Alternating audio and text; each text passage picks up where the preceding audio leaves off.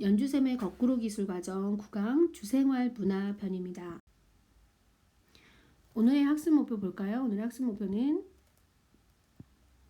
주거의 가치관의 변화에 대해서 얘기를 할 거고요. 또 주거 가치관 변화에 따라서 생활 양식도 다양해지고 있는데 이 점에 대해서 얘기할 거예요.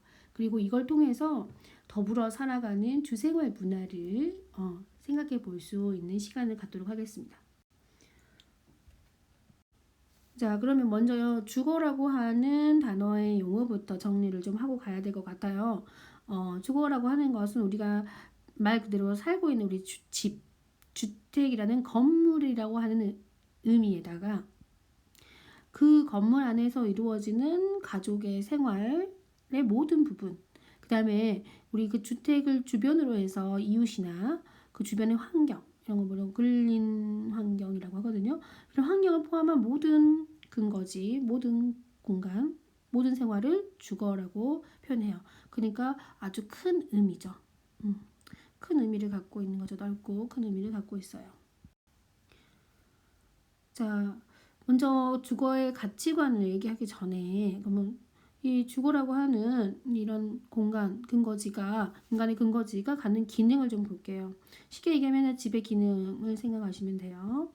우리 집 이렇게 하면 생각이 나는 거 당연히 휴식 취하겠다고 하면은 다른 곳에 있는 게 아니라 집에서 자거나 내 방에서 자는 것을 얘기하죠. 그러니까 효식을 통한 노동력 재생산을 할 수 있는 공간이라고 얘기하죠. 자, 그 다음에 우리의 신체나 재산을 보호해 줄 수 있는 곳이고요.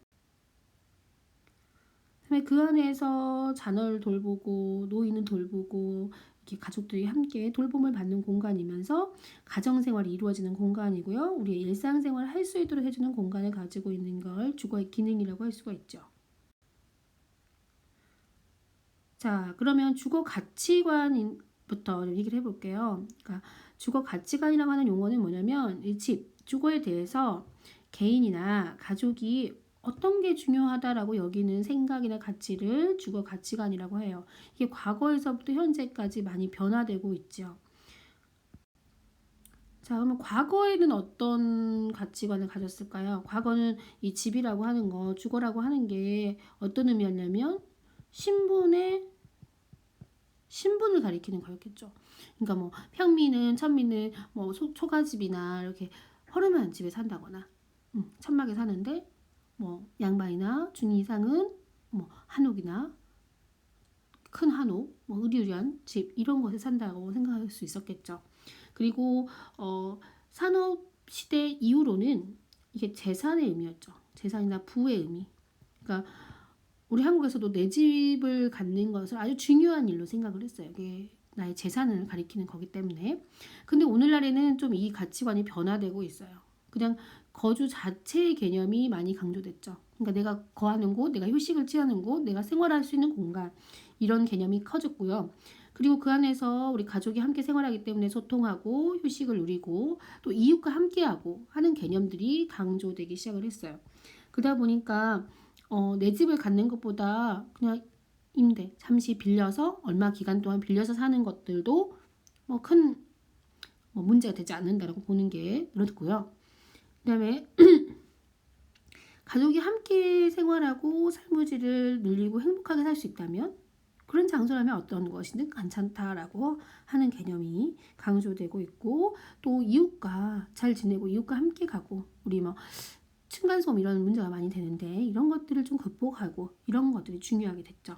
그리고 내가 살고 있는 우리 가족이 내가 편리하고 실용적이고 내 생활이 편리한 공간 이런 것들을 집이라고 생각하는 개념으로 많이 변화되고 있죠. 그러다 보니까 이런 것들이 이제 반영되기 시작을 했어요. 예를 들어서 지금 사생활 내가 휴식을 취하는 공간이니까 남한테 방해받고 싶지 않아. 사생활이라든지 그리고 좀 편리성 이런 것들이 강조되다 보니까 한 건물 안에 나의 공간이 좀 보호가 되고 내가 이용하는 시설이 좀 남한테 많이 노출되는 걸 원하지 않는 거죠. 그래서 편리하고 내가 그 건물에 사는 사람들만 이용할 수 있는 상가 이런 것들이 연결되어 있는 주상복합 아파트가 생기기 시작을 했죠. 주상복합이라고 하는 거는 아래 층에 마트라든지 세탁소라든지 기본 편의시설들이 들어가 있고 위로는 주거의 형태들이 놓여 있어서 그 건물에 있는 사람들이 그걸 사용할 수 있게, 그리고 함부로 들어가지 못하게 그 주민들만 이용할 수 있게 해놓은 주상복합 아파트라는 개념이 생겨났고요. 그 다음에 요즘 편리성, 그 다음에 좀 빠르게 뭔가 이루어지는 이런 것들이 강조되다 보니까, 그 다음에 IT가 발달하다 보니까 집에서도 유비쿼터스라고 하거든요. 집에서도 자동 시스템, 그다음에 인공지능 시스템들을 이용해서 좀 편리하게 난방이라든지 뭐 가스라든지 이런 것들도 조절할 수 있게, 이런 것들이 많이 이루어지고 있죠. 컴퓨터 시스템이 들어가 있는 형태, 유비쿼터스 쪽으로 하고요. 그 다음에 이제 우리 산업화가 지나고 이렇게 시대가 지남에 따라서 환경이 많이 오염되다 보니까 환경 친화적인 형태, 또 에너지를 절약하자라는 개념이 늘어나면서 집에서도, 집에 사는 우리 주생활에서도 그런 것들을 좀 생각하자. 그래서 제로 에너지 하우스라고 해가지고 뭐 일반 전기 이런 것들을 한정해서 가져다 쓰는 게 아니라 자가 발전으로 뭐 태양열 에너지라든지 또 뭐 땅속의 열을 가져오는 지열 에너지 이런 것들을 이용하는 제로 에너지 하우스 형태를 띠는 주거 형태도 늘어나기 시작합니다. 자, 그 다음에 이제 1인 가구가 되게 늘어나고 있죠. 1인 가구가 늘어나다, 혼자 사는 사람이 늘어나다 보니까 혼자 사는 사람이 집 한 채를 다 가지고 생활하는 건 너무 부담스러울 수 있잖아요. 뭐 청소라든지 다른 기타 이런 것들이. 그러다 보니까 경제적인 문제도 있고, 그러다 보니까 이런 1인 가구끼리 모여 살면서 공동 공간을 함께 쓰고 집에 대한 비용이나 관리를 같이 하는 형태의 쉐어하우스라는 것들 개념들이 생겨났어요. 이거 뭐냐면 여러 사람이 같이 살긴 하는데 침실 같은 개인 공간은 따로 가지고 있으면서 공동 공간, 뭐 거실이라든지 뭐 부엌이라든지 이런 것들은 공동 공간을 같이 사용하는 거죠. 이거는 한 집의 건물에서 이렇게 개인 공간과 공동 공간을 갖고 있는 형태의 집이 쉐어하우스고요. 이거를 좀 확대시켜 갖고 마을 전체를 이런 형태로 바꾸는 거예요. 코하우징이라고 하는데, 그러니까 집집마다 개인적인 뭐 개인의 공간들, 생활하는 공간이 있지만 공통으로 가질 수 있는 거, 뭐 아이들 놀이방이라든지 뭐 세탁실이라든지 뭐 이런 것들, 뭐 응접실, 손님을 접하는 뭐 응접실이라든지 이런 것들은 공동으로 놔두고요. 공동의 생활 공간을 놔두고 나머지 개인 공간들을 가지고 있는 집을 모아서 단지를 구성하는 형태. 그래서 이웃과 여러 가족들이 가구가 이웃과 함께 더불어 지내는 형태, 이웃과 더불어 지내자고 하는 이런 가치관이 늘어나면서 코하우징 하우스라고 하는 형태를 띠기 시작을 했어요. 자, 이 주거의 가치관을 얘기하면서 이제 좀 우리가 알아둬야 될 거, 앞으로 좀 알아둬야 될 것 중에 좀 참고적으로 알아야 될 게 주거의 형태, 유형을 좀 알아둬야 될 것 같아요. 주거의 유형은 두 가지로 나눠져요. 단독주택과 공동주택으로 나눠지는데, 단독주택 말 그대로 한 가구가 독립적으로 한 건물 안에, 한 주거 안에, 건물 안에서 독립적으로 생활하는 형태를 단독주택이라고 하고요. 그다음에 공동주택은 말 그대로 여러분이 살고 있는 아파트와 같이 여러 가구가 한 건물 안에 살고 있는 형태죠. 자, 이게 두 가지 나눠지는데 공동주택은 또 좀 세 가지로 더 분류할 수가 있어요. 세 가지로. 선생님 좀 틀어져. 단독주택이 아니라 다세대 주택. 그다음에 두 번째로 연립주택, 세 번째로 아파트. 이렇게 공동주택에는 이 세 가지로 나눠져요. 다세대 주택은 뭐냐면 건물 자체에 여러 세대 여러 가구가 함께 사는 거예요. 아파트하고 비슷하죠. 근데 이제 아파트 개념하고 좀 다른 점, 이게 한 660 제곱미터 정도의 그 건물 면적의 바닥의 면적을 얘기해요. 면적에 해당하는 건물인데 여러 사람이 여러 가구가 함께 생활하는 거죠. 그리고 이거는 4층 이하여야 돼요. 그거 이제 한 199평 중에서 200평 가까이 되는 형태의 공간이라고 생각하시면 돼요. 그러니까 좀 작은 평수를 가지고 있는 게 여러 개가 있는 건데 4층 이하인 경우를 다세대 주택을 하고요. 연립주택은 여러분이 막 빌라라고 이런 거 들어봤을 거예요. 그러니까 아파트 같이 생겼는데 아파트는 아니고 좀 층이 낮아요. 이거는 이제 다세대가 거의 똑같은데 660제곱미터를 초과해요. 더 넘게 넓죠. 그러니까 공간이 더 넓은 건물에 여러 세대와 여러 가구가 같이 사는 경우인데 이건 4층 이하인 경우. 좀 낮은 아파트 같은 형태가 연립주택에 해당되고요. 아파트는 여러분이 많이 살고 있죠. 이거는 5층 넘어가면 아파트라고 얘기해요. 그러니까 5층 이상짜리는 아파트라는 개념으로 보죠. 이건 좀 참고적으로 알고 계시라고 설명을 해요. 자, 그 다음에 아까 얘기한 대로 주거의 가치관이 변하면서 그 속에서 살고 있는 사람들의 생활도 되게 중요한 거죠. 주생활이라고 하는 건.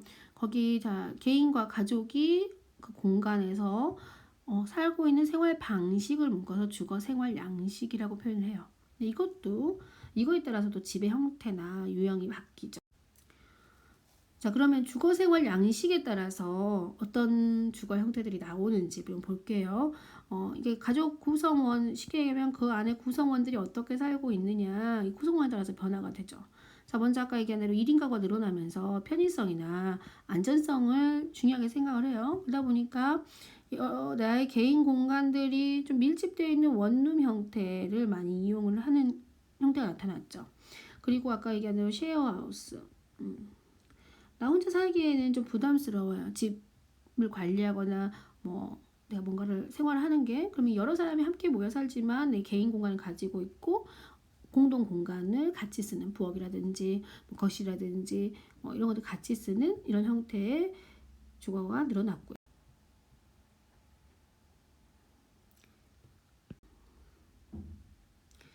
자, 만약에 이제 구성원이 부부들만 된다.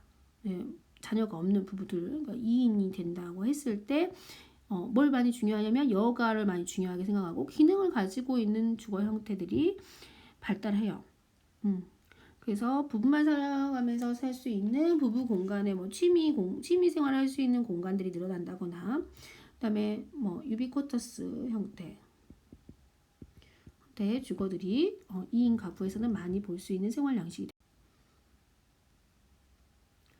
일반적인 가족 형태, 여러분 가족의 형태가 되겠어요. 핵가족 형태, 부모와 자녀로 이루어진 형태. 그러면 이제 자녀가 있기 때문에 자녀 양육이 좀 편리한, 자녀 양육에 도움이 되는 주거 형태들이 늘어나겠죠. 그러니까 모든 가족 구성원이 함께 공동 생활하는 거실이라든지 식당이라든지 부엌들에 가족들이 참여할 수 있게 그쪽 공간들이 좀 넓게 배치되는 경우에 주거 형태들이 나타나겠죠.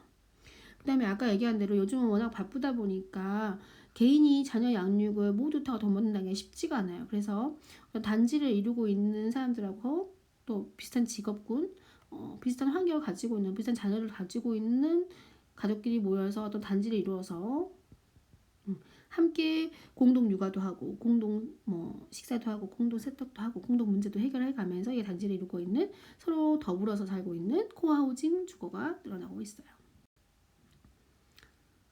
자, 그 다음에 조금 이제 과거의 가족 형태인데 오늘날도 이렇게 확대 가족이 있어요. 이거는 뭐냐면 조부모, 부모, 기본적으로 자녀, 그러니까 거의 3세대 이상이 살고 있는 가족의 형태가 되겠죠.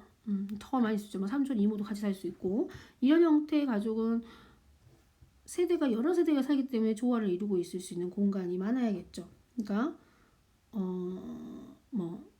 거실이라든지 부엌 공간이 다른 공간의 중앙에 위치한 이런 형태의 주거가 되겠죠. 그 다음에 각각의 세대가 부모님 세대, 조부모 세대, 자녀 세대가 각각 사생활을 보호받을 수 있게 분리되어 있는 형태로, 개인 공간은 분리되어 있는 형태로 되어 있겠죠.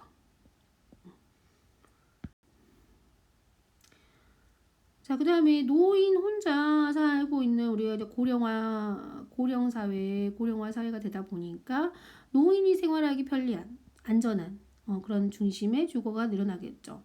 자, 이런 걸 보고 유니버셜 주거라고 하는데, 유니버셜은 뭐냐면 뭐 장애를 가졌거나 몸이 좀 불편하거나 고동이 불편한 사람도 편리하게 사용할 수 있는 형태를 가지고 있는 걸 유니버셜이라고 해요. 그러니까 어린 아이도 그러니까 뭐 세면대가 키 높이에 맞춰가지고 조절이 된다거나, 손잡이가 있어서 일어나거나 앉을 때 편리하다거나 뭐 이런 것들이 설치되어 있는 유니버셜 주거가 발달했고요. 그 다음에 뭐 복지, 의료 복지라든지 나이가 드신 분들이 힘드니까 의료 복지, 그 다음에 뭐 문화 함께 할 수 있는 이런 공간 함께 가지고 있어서 우리 아파트에도 보면은 경로당, 노인정 뭐 이런 것들 갖고 있잖아요. 이런 것들이 중심이 되는 주거 형태 이렇게 분리해서 발달했죠. 자, 이제 간단하게 우리가 주생활 문화에 대해서 얘기를 했는데, 자, 영상을 다 봤으니까 9강-2에 학습지를 선생님이 탑재해 놨거든요. 이걸로 학습지 정리를 하시고요. 다음 시간에는 그러면 우리가 살고 있는 주거 공간을 어떻게 효율적으로 구성할 수 있는지에 대해서 공부해 보도록 하겠습니다.